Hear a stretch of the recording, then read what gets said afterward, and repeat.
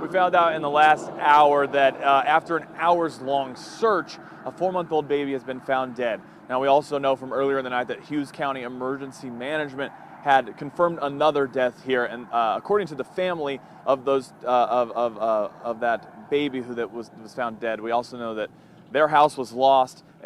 Another family member is in the hospital, so obviously just devastating out here right now. We're taking a look at some of the damage here behind me. There is a lot of power lines down out here. That's some of the biggest stuff we've seen besides hearing about that house that was taken out.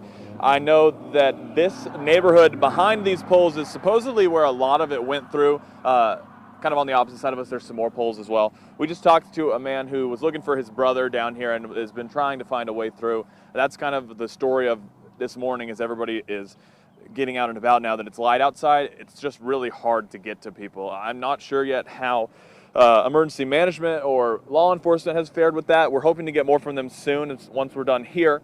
But, you know, I know that person also told us that he had gotten in contact with his brother and that he was fine. He just wanted to go and see him, and he knows that his neighbors might be needing some help, so we wanted to go and check on them too. They weren't sure if those neighbors are connected in any way to the house that we talked about being lost, but he thinks that's possible. So we're going to continue following up with them, and we'll have some more from him later. We also talked to a broadband provider who's out here talking about how a lot of their stuff is down, and they're really just trying to get out here to get some stuff up. But Ogenie is here now. We see them.